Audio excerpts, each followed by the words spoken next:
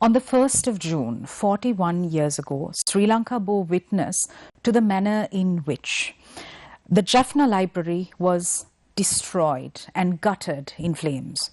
And with it, over 95,000 books, irreplaceable manuscripts, Tamil literature, culture, language, history, and archives.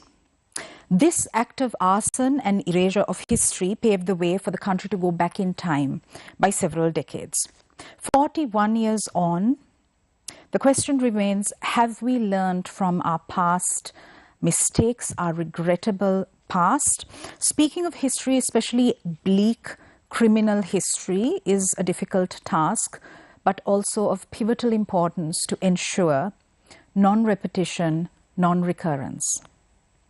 And with that introduction, welcome to the People's Platform. We want this to be a space for us, the people, to have conversations on topics that matter, on topics that influence and shape our lives. On to tonight's topic, how can Sri Lanka's business community contribute towards enabling economic recovery? Certainly not a linear task, but one must be hopeful. We've invited Dr. Anura Ekanayaka, economist and former chairman of the Ceylon Chamber of Commerce. Good evening and welcome, Doctor. Good evening. We've also invited to the show Shiran Fernando, representing the Ceylon Chamber of Commerce as its chief economist. Good evening and welcome, Shiran. Good evening, Sonali. Thank you for having me. Good to have you with us. Dr. Anura, my first question is to you. We are living during one of the most challenging times in our lives where people have been pushed to the brink of helplessness across the board. And there is also very little clarity on a roadmap towards enabling economic recovery, although there have been certain positive steps. Now, whilst much of the fault lies in short-sighted economic decisions and complete dereliction of duties by the elected officials, it is of paramount importance that all stakeholders now collectively work together towards enabling and ensuring economic recovery. From a domestic perspective, how must we go about doing this? Yeah. Sonali, you're asking the biggest question we in Sri Lanka are facing today.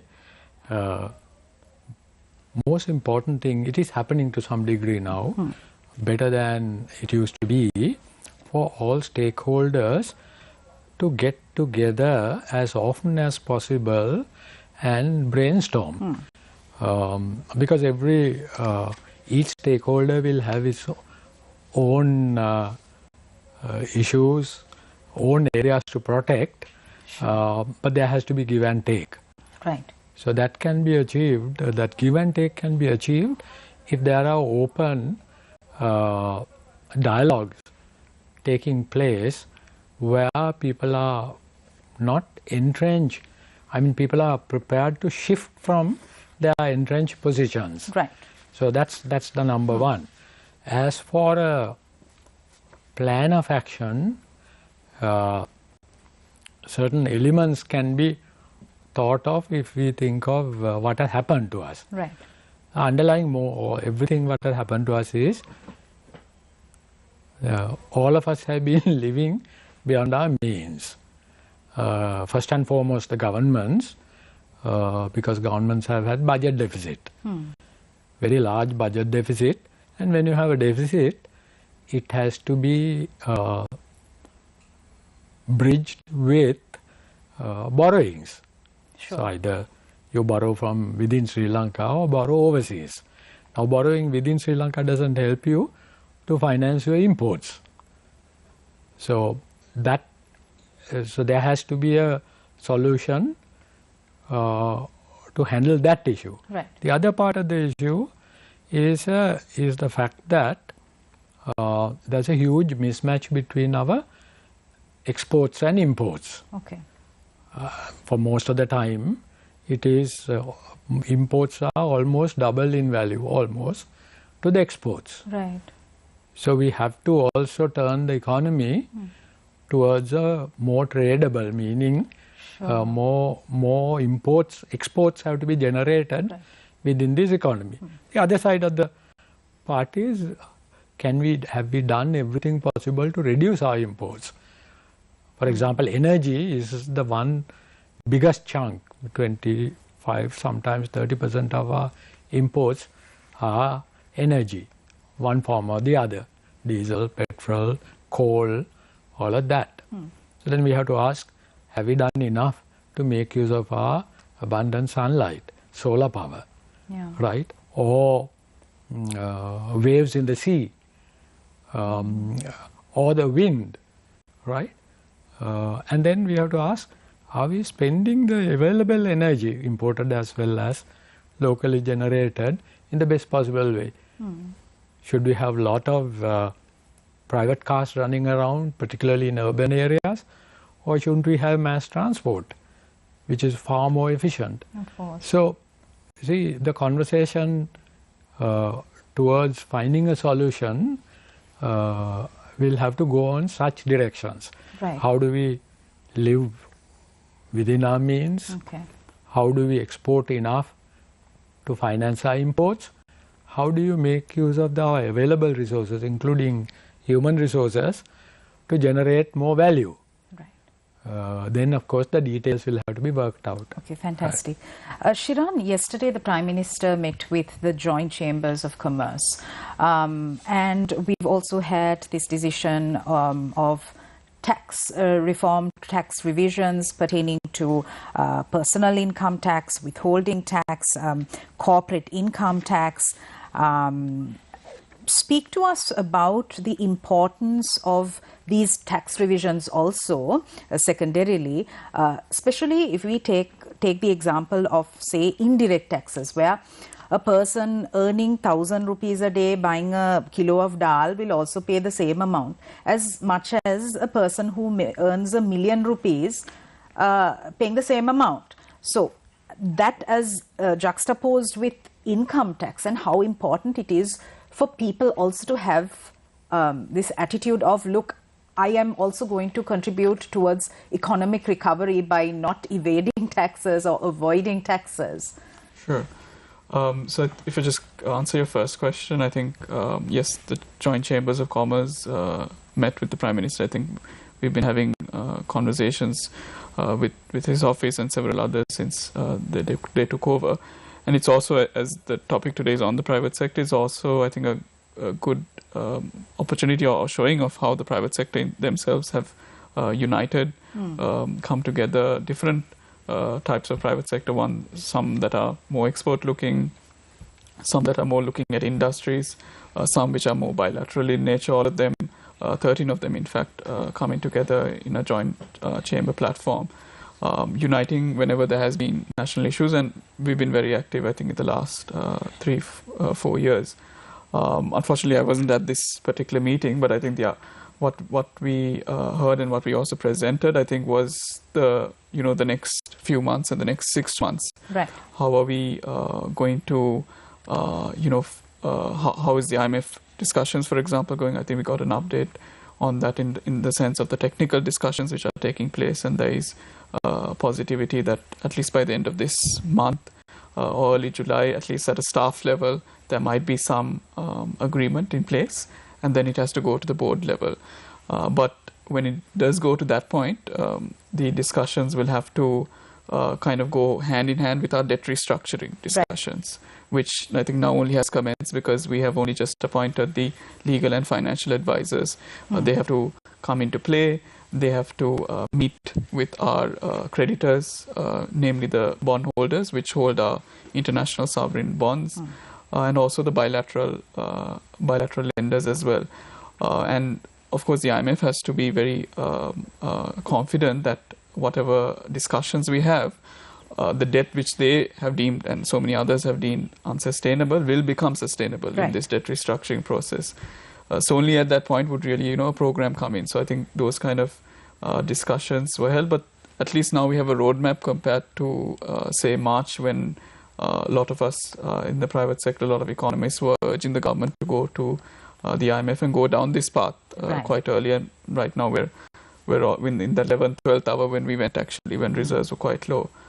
So I think we got an update on that, plus what's going on in terms of in the medium term. In the meantime, how do we get enough bridge finance to get over in the next few months, because reserves are perilously low. I think it's almost usable reserves are near zero levels as well, and that's explaining a lot of the queues and a lot of the issues that we are facing on the ground as well.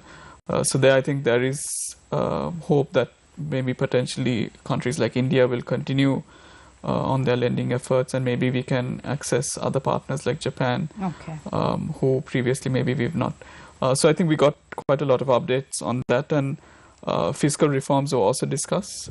So to your question and the need for it, we also, I think, provided a lot of input, and the Prime Minister was open to hearing things of how we can boost exports and FDI, and I think we can get to that in a conversation as well. About the taxation aspect, Sridhan? So I think if you look at Sri Lanka's taxation overall, we've been at 8-9% of GDP, which is one of the lowest in the region, if not the whole world. And when you're trying to grow an economy and finance an economy, and with expenditure at 20% of GDP and in excess, if you add in all the other state borrowing that we do, which doesn't get kind of recorded in the deficits sometimes, it's not sustainable. We've often relied on indirect taxes, and things like VAT. We've seen that recent increase as well from 8 to 12%. But the recent changes in taxation kind of gets us back to what we were prior to December 2019. Some of the numbers may not, exactly be in line, but a lot of it is what it was. VAT at that point was 15%. Now it's only increased to 12%. And there has been significant changes on the personal income taxation as well. Earlier, those who under present conditions, those who are earning only above 250,000 a month were liable for taxation, and payee was kind of reintroduced back as well.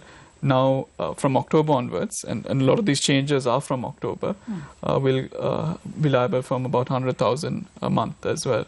So in a sense, we're kind of widening the tax net, because a lot of what happened with the 2020 changes was you kind of shrunk the tax base, and a lot of the existing people were paying, and we rely on then VAT and other trade taxes to basically foot the bill as well. So it has been much needed, and I think it's also a signal in the lead up to an IMF program as well, that Sri Lanka will be looking to make the commitment to some of these tax reform, which, as Dr. Anura mentioned, is one cog in this whole roadmap back to stability. So we are signaling to the IMF that, look, we're falling in line, we are coming up with a policy framework, and so give us money, because we're working towards economic stability, right? Yeah, so I wish it was as easy as that. But Simply put, but I think it's a step in the right direction, although quite late in the game. Okay, great. Dr. Anura, Sri Lanka is defined now as an insolvent country, which means it cannot pay its debts as they fall due. Additionally, whilst it has no US dollars in its foreign reserves to pay for essentials such as fuel, cooking gas, medicines, the state has no rupees to pay its salaries. So recently the Prime Minister made a statement saying that he will have no option but to print 1 trillion rupees. So is it a system of we're taking one step forward but 2 steps back? How do you view this? It's walking the tightrope, Sonali, because on one hand, existing commitments have to be met also.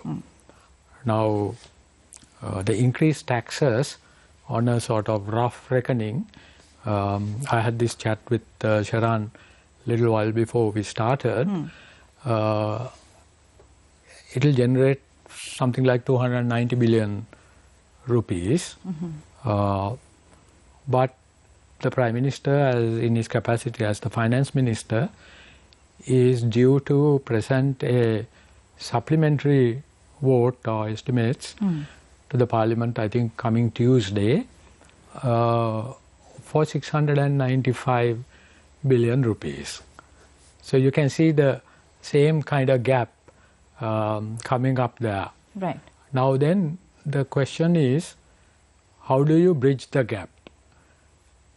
One part is going to the banking system and borrowing from the domestic banking system. Right. That has a negative effect on the private sector, because by doing so, the government is in fact crowding out the private sector for essential productive investments. Okay. Because government's expenditure is primarily recurrent expenditure, right? It doesn't add to the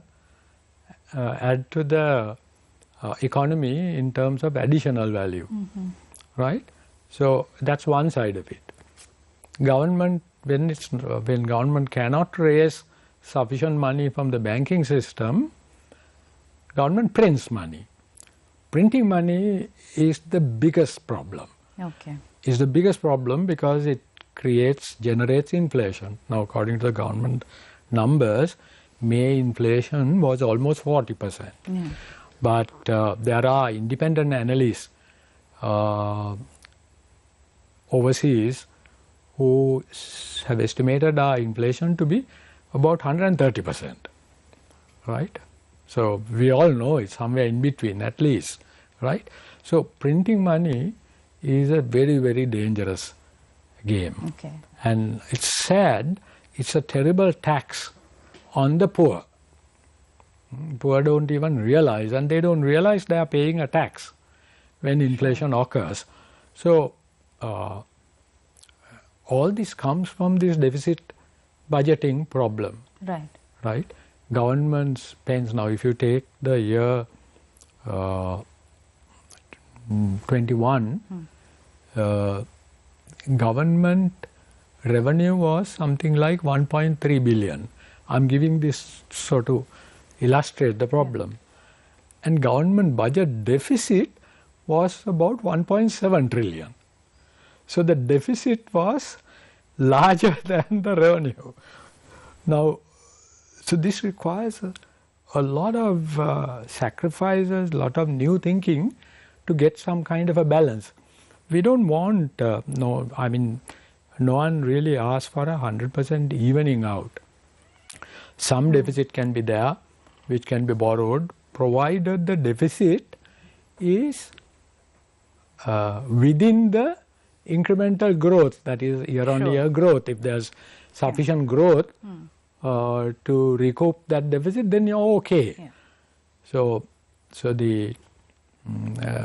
this is the big problem. On one hand, you have to increase the tax net, as Sharan said. I mean, that's part of it has happened by this bringing down the threshold, that is the tax-free threshold for individuals from 3 million rupees a year to 1.5 million, right? Or 1.8 million, somewhere there, right? So there's a sharp reduction, and the tax rate also has been increased. So, you collect more money. The other part is, now these are people already in a sense in the tax net. How do you bring people who are outside that into the net? Yeah. So there's a lot of work to be done. Okay, fantastic. Shiran, speak to us about the importance of bringing in foreign direct investment. Now, the issue is investors are scared to come into Sri Lanka because there is very little policy stability, and also there's an issue with bribery and corruption, as we all know. So, for example, the Board of Investment was designed to be a one-stop shop. But then are those procedures taking place? How to get a license? How to get a permit? These processes are not streamlined. They're not user-friendly. So investors are terrified of coming into Sri Lanka. How must this process now be cleaned up?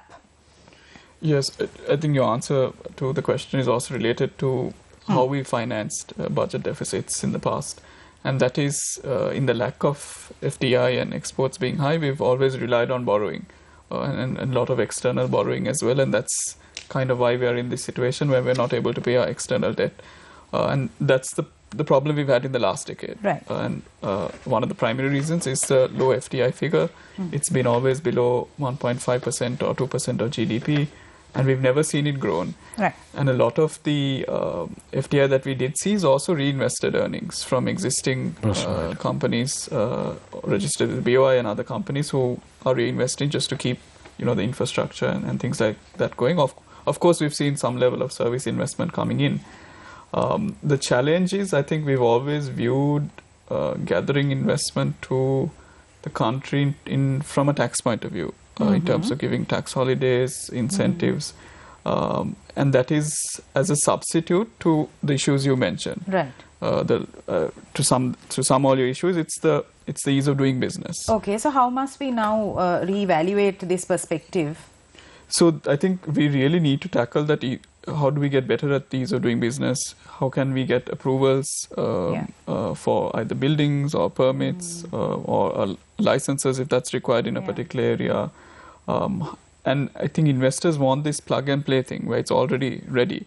They don't want to, go and see whether the land is available. They don't want to go to this place and check whether this license is needed. They need to go from different areas and get the final approval. So that whole process needs to kind of get very much streamlined. And that messaging needs to go out. Right. I think in the immediate term, it's more of reassuring the existing investors. Sure. I think we must, while we are thinking of getting new FDI, we must reassure that the existing investors don't pull out or slow down, but think that there is opportunity in the medium to long term. I think that messaging really needs to come out because a lot of them have been here for quite a while. They've seen the turbulence, not only in the last decade, but even before that. And then showing a signaling message to some of the other countries. I mean, countries like Vietnam, despite the different political systems they have been able to garner so much of FDI. Right. And they have done quite a few things right. And I think one of them was kind of getting big companies, anchor companies to come in and set up. And with that, other things have changed. Right. And then FTAs, your market access tools, things like that have got better and more conducive. So it can be done. Countries have done it. We don't need to, reinvent the wheel. Reinvent the wheel, exactly. And there are international best practices that we can just follow also. Before we go in for a short commercial break, Doctor, another aspect that a lot of policymakers are reluctant to look at is this existence and growth of a black economy as a parallel economy. Most recently, the example of the Undial and the Hawala systems being let go.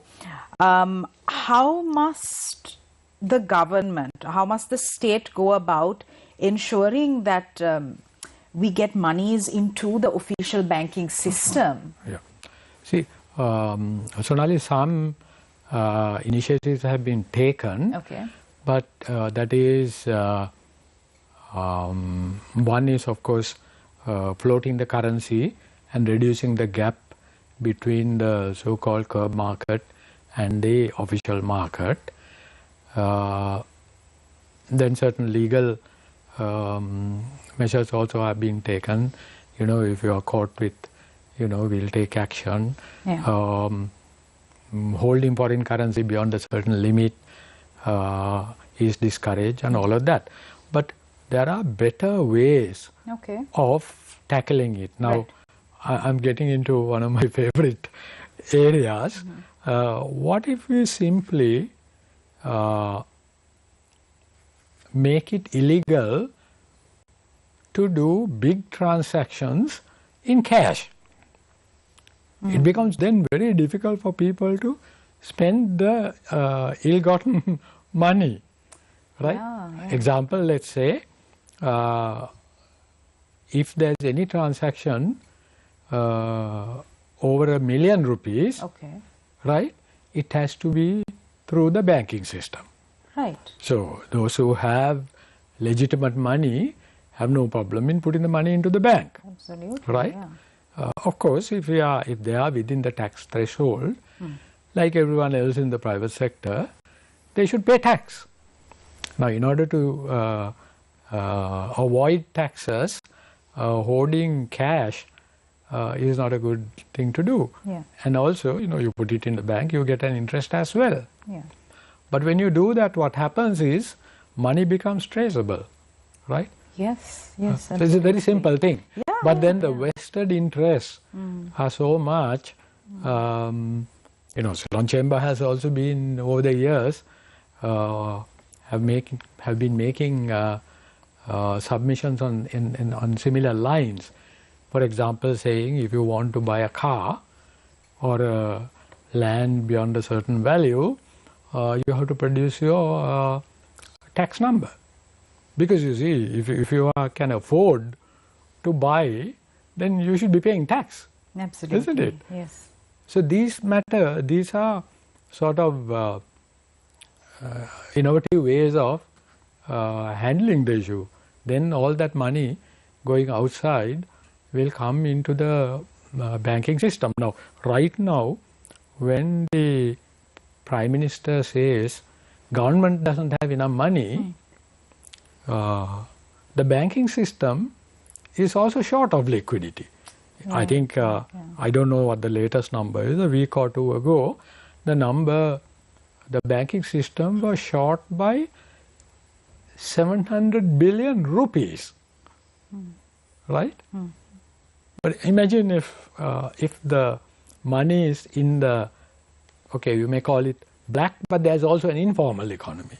May not be black, but informal. Yeah. Right? If all that can be brought into the formal economy, right, then there's more resources than which is available right now. Now, with Sri Lanka has very high penetration of banking. Also, the use of smartphones and internet have given people easy ways of transaction, financial transaction using mobile phones and all of that. So technology is also available. There is no real inconvenience nowadays in using banking channels. Okay. I hope people will be listening to what we say. This is fantastic. All right, we're going for a short commercial break. We'll be right back.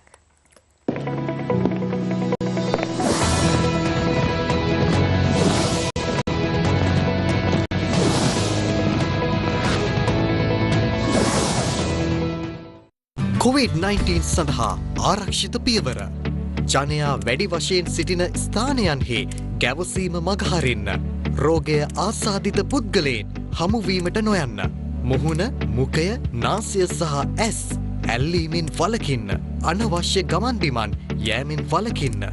මුඛාවරණය ඉදිරිපස ඇල්ලීමෙන් වළකින්න.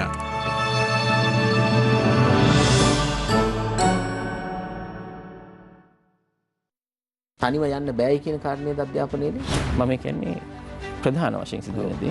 අපිට රුසියානු සපත්තුව මේ ලංකාවට දාන්න බෑ ඒක ලොකුයි. චීන සපත්තුව සීන සමාජවාදී ඒකත් හරියන්නේ නැහැ. ඒක මේ කකුලට පොඩි. අපි අපේම සපත්තුව මහ ගන්න ඕනේ කියලා. එක්සත් ජාතීන්ගේ මානව හිමිකම් කවුන්සිලය කියලා කියන්නේ මානව හිමිකම් පිළිබඳව ලෝක පාර්ලිමේන්තුව. අපි පරිසරය කියන්නේ දෙකක් තිබුණා. මම ඉස්කෝලේ යන කාලෙත් මේක තුන්වන ලෝකේ රටක්. දැන් මම මැරෙන්න යන කාලෙදි තුන්වන ලෝකේ රටක්. ආණ්ඩුව රූපාන්තරණය වෙනවා රාජ්‍ය බවට. එත දෙකේ එත පහේදී තමයි මේ වතු ඔක්කොම නැෂනලයිස් කරේ. එහෙමයි ධර්මශ්‍රී, රට ගැන විතරක් නෙමෙයි මම ගැනත් මම බය වෙලා ඉන්නේ. අපනයන කවුද කරන්නේ? කවුද විශ්වවිද්‍යාලයට ගියද? කවුද අපේ ව්‍යාපාර කරන්නේ? විශ්වවිද්‍යාලයට ගියද?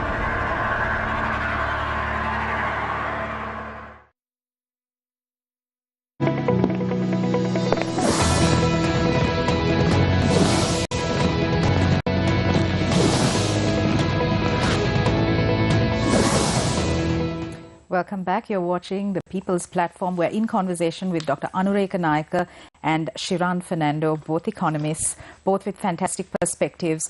We're talking about how Sri Lanka's business community can contribute towards enabling economic recovery. Dr. Anura, I recently saw a meme that said, Nelum kulunata api dambala velak wavamuda. right? Should we grow a creeper of winged beans on the Nelum Kulana so that we can generate some sort of income? So talk to us about these white elephant projects that are such an expenditure to the country but generate zero revenue. Yes. See, there are lots of examples of what you call white elephants. They are monumental constructions, very high visibility, but no value add generated for the economy. So substantial sum of money invested, no return. It has added to our debt pile, and now every one of us are suffering because of such investments, because we are all paying for it. Now, one good thing, a silver lining in a dark cloud is the fact that more and more politicians are now saying, hey, let's stop these massive infrastructure projects, at least for a while. Right. And let's make sure that our citizens have food, medicine, and energy. Yeah. Right? Because to make sure that the economy will, be ticking on, it won't be totally dead.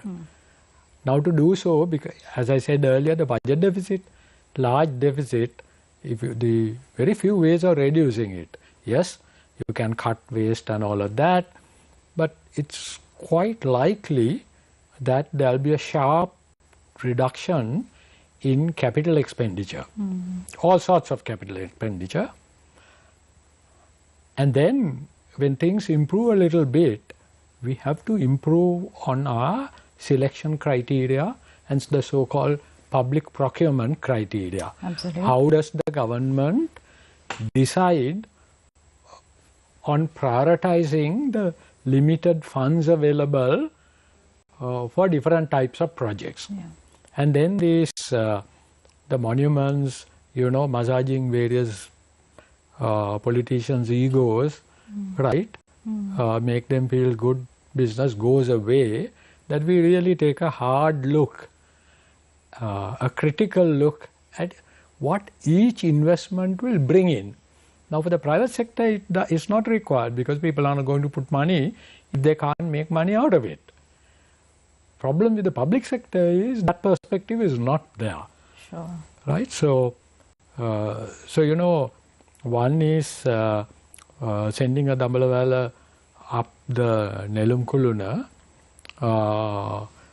I like that meme. It's a beautiful explanation of the whole situation.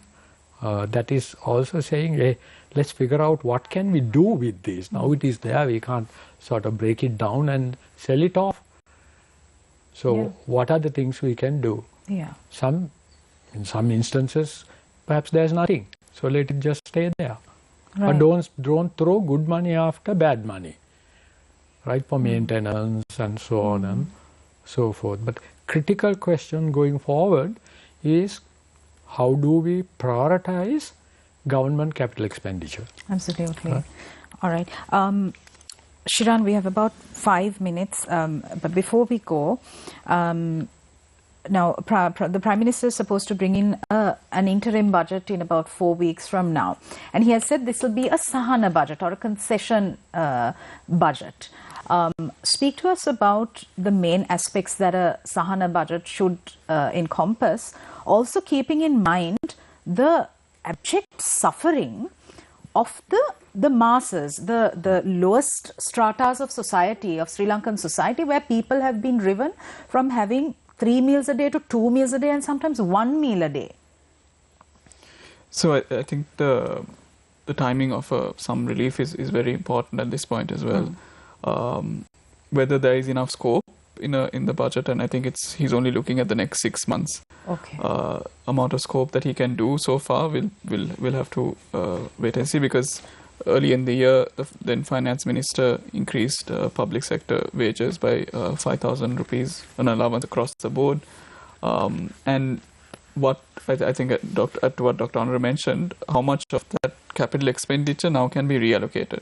So I think that those kind of announcements might be what will be announced, what development programs which were announced in November last year, how will they be slashed and maybe diverted to some level of relief.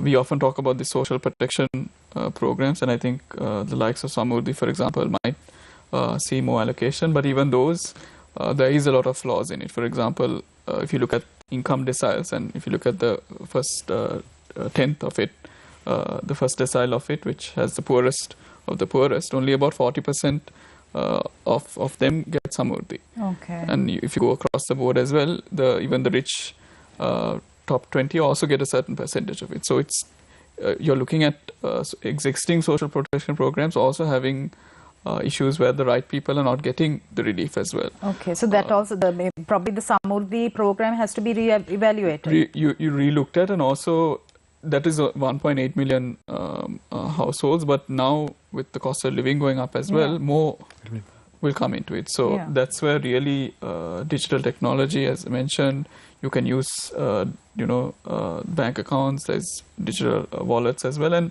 it may not be transfers directly, but or it may not go to the bank account, but something where citizens can go and make purchases, certain purchases of essential living, and that will be either at a discount, things like that. I think we need to start thinking of maybe innovative ways to really target the ones who really need the relief. And I think that if that can be achieved and better streamlining this expenditure, then the Sahana can really be fulfilled. Otherwise, it will add to what we've been doing in the past of just providing handouts but not having any real material benefit. In your closing remarks, Doctor, how must businesses, Sri Lankan corporates now look at this moment of doom, which could be transformed into a moment of opportunity to resurrect almost Sri Lanka's economy? What must businesses do? See, businesses have to, Sonali, start looking at in the new economic environment, what are the new opportunities are there to add greater value. For example, exports are now they can generate higher profits than before, because there's a time gap between the prices going up in the imported items and the local items catching up. So there's a differential. Margins can be bigger, provided they can get the essential import requirements on time in full. So even diesel and petrol, electricity they have to get. If they do get, then they can expand into export more exports. And if you do that, the transition or the transformation we required in the economy, where instead of focusing too heavily on domestic consumption, you can produce for exports. If you do so, a major part of this big problem will disappear. So there's a readjustment. There's an opportunity for readjustment within the economy, and the private sector must exploit that opportunity. But private sector cannot do it alone. That is the big problem. One big thing about Sri Lanka is we are a value-adding economy. So apart from a sector like tea, rubber, coconut, plantation, where the imported inputs are less, all others have about half the inputs imported, right? So it's a very tough environment for the private sector to operate. So then the private sector, what the private sector wants from the government is, do whatever, but make sure all what we need to operate our businesses, keep all our employees employed, enable us to pay them fully, right? By making sure these inputs are made available to us. So, it's not you need two hands to clap, the private sector and the government together. All right. And you're hopeful? Very much. The private sector. Amazing. See, the business community is ever willing to make use of opportunities to add value. Yes. Right? But then the opportunity has to be facilitated, right? You can't sort of deprive them of essential requisites to do so. Right. Shiran, 30 seconds. Your final question. Sri Lanka exports its women as housemaids. Then we have the usual tea, rubber, coconut, which we learnt about in school 20 years ago. Apart from that, tell us, how does innovation play a role in generating export income? There are pockets of a lot of innovation. I think if you look at the IT BPM space, there's a lot. There's a growing electronic and electronic manufacturing space as well. And I think we do a lot of the innovation here, but the IP, for example, doesn't get retained here. So the value and the income doesn't come here.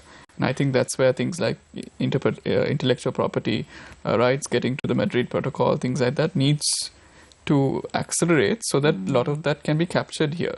Right. I think there is so many institutions, Slintech, so many others that are working on it.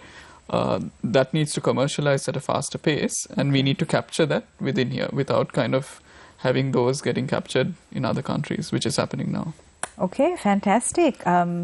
This was wonderful. Thank you very much, Dr. Anura Ekanayaka, economist and former chairman of the Ceylon Chamber of Commerce, and Shiran Fernando, chief economist, Ceylon Chamber of Commerce. Thank you very much for joining us on this edition of the People's Platform. We'll see you again on Monday at 7:30 p.m. on TV1 with the Sinhala edition of the People's Platform. Have a great weekend and good night.